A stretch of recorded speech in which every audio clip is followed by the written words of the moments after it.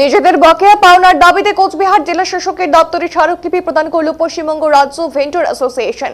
সোমবার কোচবিহার জেলা শাসকের দপ্তরে এসে বিক্ষোভ দেখান পশ্চিমবঙ্গ রাজ্য ভেন্ডর অ্যাসোসিয়েশনের কোচবিহার জেলা শাখার কর্মীরা। এদিন সাংবাদিকদের মুখোমুখি হয়ে আন্দোলনকারীরা জানান, দীর্ঘদিন যাবৎ তাদের পাওনা বকেয়া রয়েছে। পাওনা টাকা না পাওয়ায় চরম আর্থিক সংকটে রয়েছে তারা।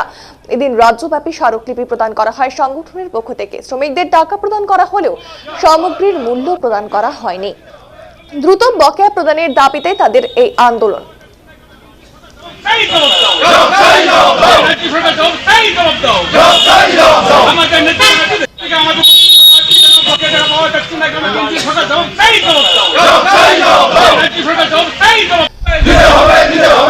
আমাদের আন্দোলন চলছে, চলবে। কুচবিহার কন্ট্রাক্টর আমরা Cooch Behar west Bengal vendor association এবং আমরা কুচবিহার কন্ট্রাক্টর অ্যাসোসিয়েশন যারা আছি সবাই আমরা 2022 সালে মানে 2021 সালে কাজ করেছি। 2022 সালে সবাই আমরা পেমেন্টের জন্য আমরা এফটিও মারা হয়েছিল। আমরা এনআরজিএসে মেটেরিয়াল সাপ্লাই করেছি, সবাই কোটি কোটি টাকা বাকি পড়ে আছে। দীর্ঘ 4 বছর থেকে আমরা বঞ্চিত হয়েছি, আমাদের পাওনা টাকা আমাদের পাচ্ছি না। আমরা এর জন্য আজকে ডিএম এর ডেপুটেশন দিচ্ছি। গোটা ওয়েস্ট বেঙ্গল জুড়ে আজকে এই সময়টায় একটা সময় গোটা পশ্চিমবঙ্গ জুড়ে রুরাল ডেভেলপমেন্ট ভেন্ডর অ্যাসোসিয়েশন প্রত্যেকটা ডিএম অফিসে রুরাল ডেভেলপমেন্ট যে ভেন্ডর অ্যাসোসিয়েশন আমরা আছি, ঠিকাদার অ্যাসোসিয়েশন সবাই আমরা ডেপুটেশন দিচ্ছি। আমরা আমাদের ন্যায্য হকের টাকা আমরা পাচ্ছি না। আপনার নাম? আমার নাম আমানুল হোসেন। কোন দায়িত্বে রয়েছেন? দায়িত্ব মানে আমরা সবাই আমরা ভেন্ডর অ্যাসোসিয়েশন আমরা সবাই সদস্য, ভেন্ডর অ্যাসোসিয়েশন মেম্বার আমরা। ঠিক আছে। মূলত দাবি রয়েছে যে আমরা ওয়েস্ট বেঙ্গল যে vendor association rural vendor association, তো আমরা দীর্ঘদিন যাবৎ এনআরজিএসের আমরা কাজ করেছি 2022 থেকে। তো আমাদের কোনো পেমেন্ট আমাদের হয়নি।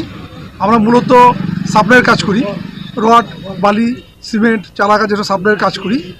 তো টাকা না পাওয়ার জন্য আমাদের যে যারা এখানে রয়েছেন, যারা কন্ট্রাক্টর ভাই রয়েছেন, তারা খুব বিপদের মধ্যে আছেন। তারা অনেকে মানে না খেয়ে আছেন, অনেকে টাকার জন্য স্ট্রোক হয়ে মারা গেছেন, এরকম আমাদের কাছে নিদর্শন আছে। টাকা পাচ্ছে না, এটা অনেকে সুইসাইডও করেছেন। এটা আমাদের রাজ্য এবং কেন্দ্রীয় সরকার যা আছে তাদের কাছে আমাদের দাবি যে যারা আমাদের এই যে ন্যায্য পাওনা আমরা যে কাজ করেছি বকেয়া পাওনা, সেই পাওনাগুলো যদি অবিলম্বে আমাদের দেওয়া হয়।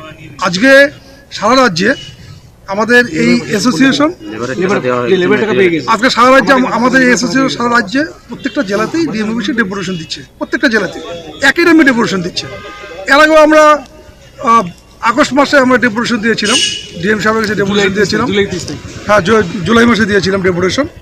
তারপর উত্তরকন্যা আমরা অভিযান করেছি। কলকাতা পিএনআরডি অফিসের সামনেও আমরা প্রত্যেকে জমায়েত হয়েছিলাম, গ্রামীণ এবং পঞ্চায়েত দপ্তরের সামনে আমাদের দাবি দাবা ওখানেও রেখেছি। ওনারা আমাদের আশ্বাস দিয়েছেন যে না, আমরা দেখছি ব্যাপারটা, আমরা দিল্লিতে সব কাগজপত্র পাঠাচ্ছি, আমরা নবান্ন পাঠাচ্ছি, কিন্তু তারপরে আমাদের কোনো সহায় এখন অবধি কিন্তু আমাদের হয়নি। যার জন্য আমাদের এই আন্দোলন, এবং এই আন্দোলন আমাদের চলছে, আমাদের আন্দোলন চলবে। লেবারের টাকা ইতিমধ্যে যারা লেবার ছিল, লেবারের টাকা ইতিমধ্যে আমাদের মাননীয় মুখ্যমন্ত্রী মমতা বন্দ্যোপাধ্যায় উনি লেবারের টাকা উনি দিয়ে দিয়েছেন। কিন্তু আমাদের যে সাপ্লাই, যারা আমরা মেটেরিয়াল সাপ্লাই দিয়েছি, তার কোনো টাকা কিন্তু আমরা এখন অবধি পাইনি।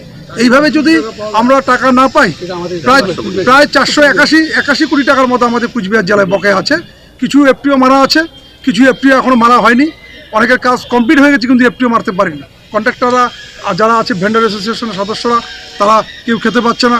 মহাজনরা তাদের বাড়িতে এসে টাকাটা করছে, অনেকে বাড়িঘর ছেড়ে অনেকে পালিয়ে আছে, অনেকে জয়পুর, রাজস্থান, সিকিম, ভুটানের কাজ করতে গেছে। কারণ স্বাভাবিক কথা, গ্রামাঞ্চলে তারা কাজ করতো, জিপি লেভেলে কাজ করতো।